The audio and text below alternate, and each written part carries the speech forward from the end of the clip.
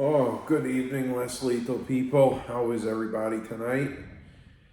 So, I've been looking a lot at some things on the internet, and I saw there was an article. I think Scaredy Cat TV was the first one to inform me about it.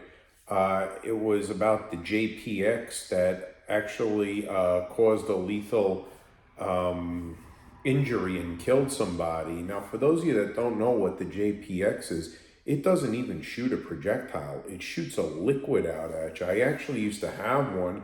I kind of regret getting rid of it. I actually wanted to get another one, but now I'm thinking twice about it. It's basically a larger version of the Kimber Pepper Blaster 2, which is more than sufficient for the price. It works great. I always carry them around. I know DK carries them around with him too. They work wonderfully. And it's probably at this point maybe better than the JPX safety-wise. So that's bringing me to my topic and point. Accidents happen.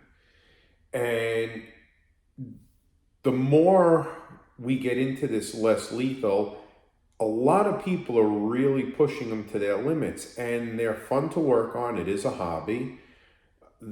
We consider ourselves airsmiths and pioneers. Instead of gunsmiths, we're airsmiths because we work with these less lethal launchers and we crank them up. And right now there are no rules and regulations, which there could be down the road. We don't know. But some of the things we got to realize, like we have ones now, even if there were rules and regulations, right now they're not regulated. So there's no record of buying them, building them. There's no ballistic marks on them because they're shooting round balls out of non-rifle barrels. Those are all things that could work to an advantage, obviously.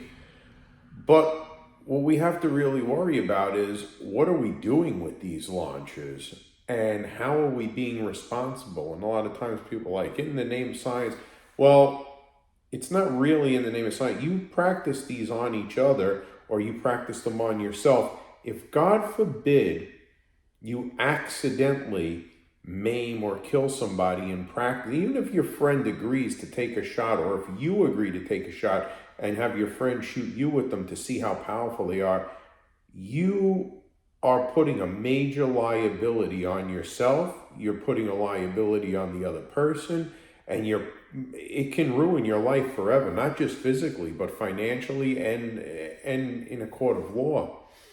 So, guys, we really got to start thinking about this.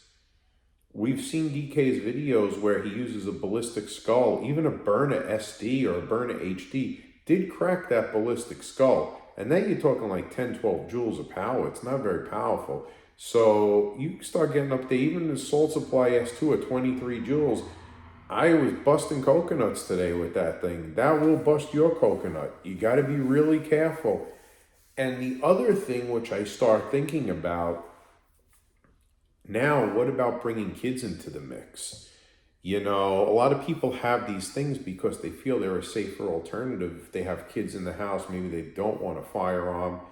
Well, if you're not taking the same precautions with these less lethal launchers as you do with a real firearm, you're probably making a big mistake, because if a minor were to hurt himself or see that and hear that it's not lethal, that does not mean that it still can't kill. Less lethal does not mean not lethal. And it can be very misconstrued by a kid.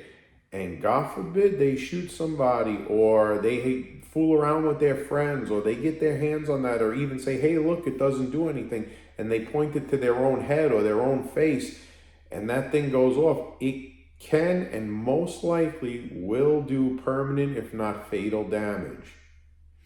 And if you do read the side of the Salt Supply S2, it said can cause death in the warning. So,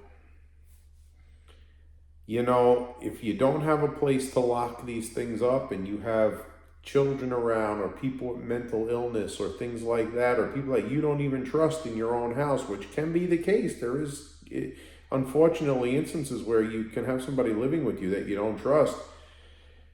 you really might want to start thinking about locking these up. Now, you may not want to go out and spend the money of hundreds or $1,000 on a real firearm safe. I get that and I understand it. But at least $200 on a gun locker, which is a metal locker that has a key and you can lock it up inside. We have to start thinking about these things, people. This community is growing really fast. There are launches coming out in the past 3 years. Launches have come out, products for launches. I mean, look at where the M17 has gone. It's gone from being a paintball marker to a paintball marker that we do a bypass on and crank up the juice, to a company in Germany making full-blown power kits for it that get this thing up to 100 joules of power. There are some 30 and 40 and, well, 357 caliber air rifles out there used for hunting that are not getting 100 joules of power. Okay, so I think I was on the Hatson site looking at their 30 caliber, and it was putting out something like, 45 joules or something like that.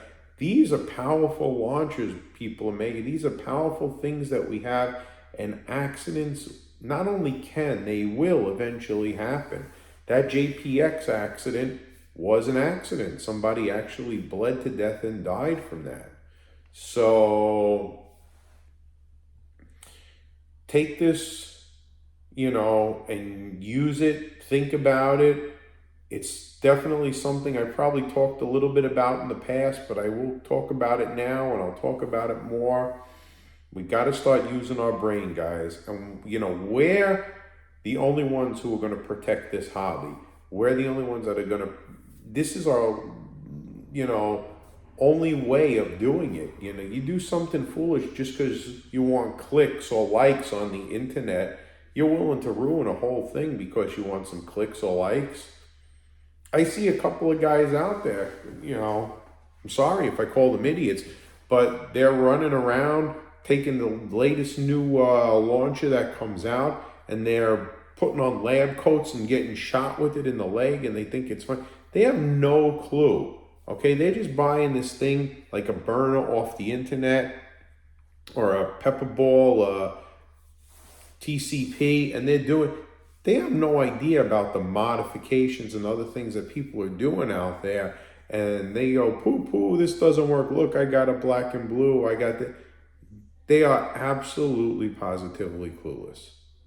Okay, and those are the guys you want to stay away. Those are the guys that don't care. All they care about is getting likes, because that's what they do for a living. They get likes and clicks.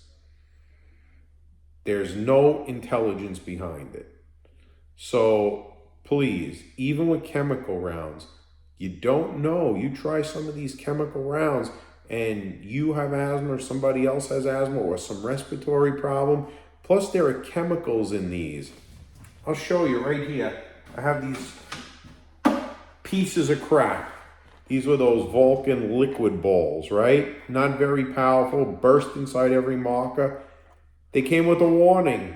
Contains chemicals known to the state of California to cause cancer. So why are we exposing ourselves and people that we know, friends, for some clicks and likes? It's absolutely ridiculous. Absolutely ridiculous.